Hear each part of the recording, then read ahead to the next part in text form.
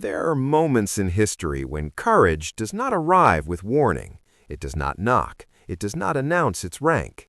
It simply rises, calm and unshaken, and reminds the arrogant that power was never theirs to abuse. It was a humid evening on a naval installation along the east coast of the United States.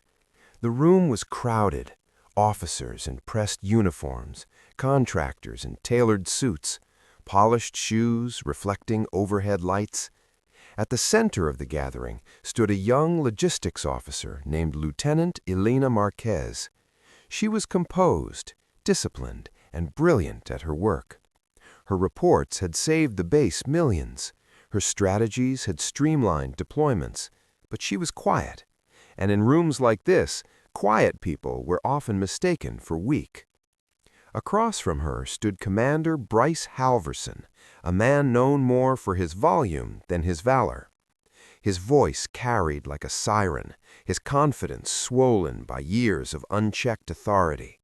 He had built a reputation on intimidation, and tonight he had chosen his target. He questioned her data, interrupted her sentences, laughed lightly as though she were presenting a school project instead of a strategic overhaul. The room shifted uncomfortably, but no one moved. No one spoke. Rank has a way of freezing spines.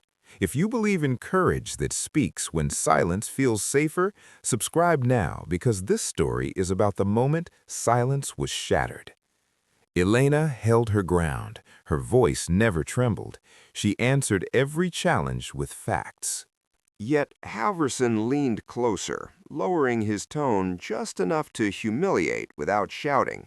"You don't belong in this room," he said, smiling thinly. "Leave strategy to those who've seen real combat." A few eyes dropped. Others stared at the polished floor. The injustice hung heavy in the air. And then from the far side of the room a chair scraped back. It was a subtle sound, but in that silence it echoed like thunder. Chief Petty Officer Daniel Cross had been standing near the wall the entire time. Few recognized him. He wore no medals on display, no dramatic insignia beyond the small trident that marked him as a Navy SEAL. His reputation was not loud. It was earned in places most of the room would never survive. He walked forward, steady and unhurried. Halverson barely glanced at him. "This is an officer's discussion," the commander said sharply. Cross stopped beside Elena, not in front of her, not shielding her, but standing level, equal, calm. "She belongs here," Cross replied quietly. His voice was controlled, low, but it carried farther than the commander's booming tone ever had. Halverson scoffed. "And you are?" The answer came not with pride, but with precision. "I'm the one who executed her last 3 operational supply plans in live combat zones," Cross said, "the ones that kept my team alive." The room shifted. Halverson stepped closer, jaw tightening. "Are you questioning my assessment, Chief?" The moment stretched thin, and then it happened. Cross moved with the speed of a man trained to act before others finished thinking. In one fluid motion, he pulled a folder from the table, the commander's own after-action reports.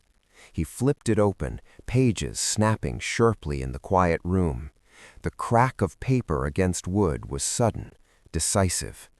"These," Cross said evenly, tapping the pages, "contain your signature, approving her strategies, the same strategies you're dismissing." Silence. Halverson reached for the folder, but Cross had already turned it outward, displaying the commander's authorization codes for all to see. The overhead lights seemed to freeze. No one breathed. The humiliation was instant, not theatrical, not violent, but absolute. Halverson's face drained of color. The sharp crack of arrogance breaking is rarely loud.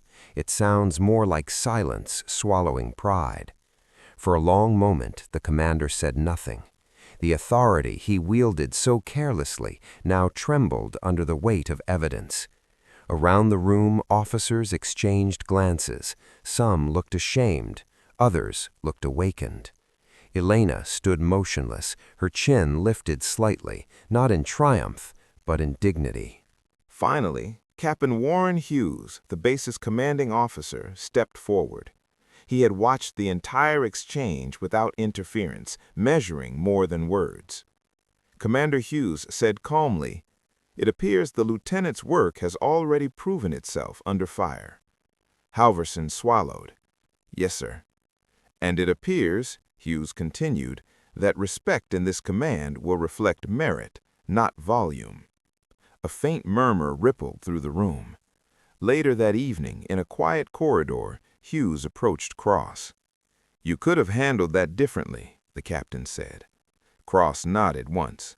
"Yes, sir." "Why didn't you?" The SEAL's answer was simple. "Because silence teaches the wrong lesson."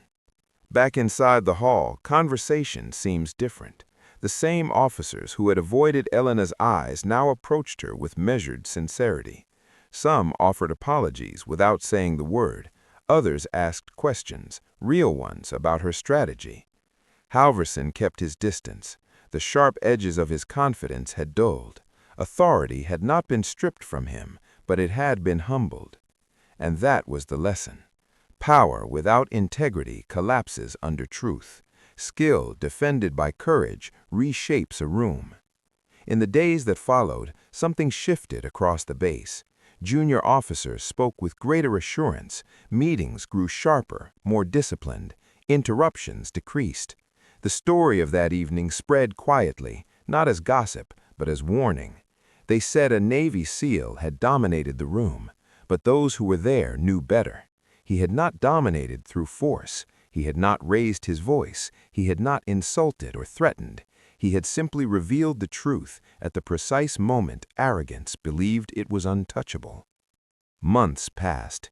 Deployments came and went. Elena's systems became standard practice across multiple units. Commander Halverson requested reassignment the following year. Official records cited career development. Unofficial history told another story. New officers arriving at the base would eventually hear about the night's silence cracked. They would be told that courage is not always loud, and that sometimes the strongest person in the room is the one who waits until the exact second action becomes necessary. Daniel Cross never spoke publicly about that evening.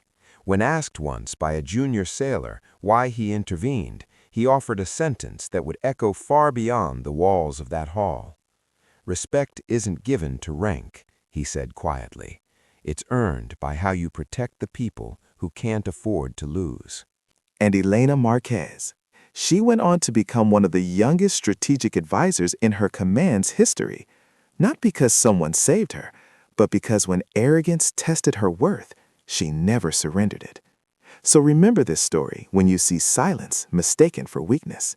Remember that rooms change when one person stands with steady conviction. And ask yourself, if the moment comes, will you stay seated or will you rise? If this story moved you, share it with someone who believes in courage. Comment below with your thoughts on what real leadership means. And don't forget to like, comment, and subscribe for more powerful stories from Tales of Courage.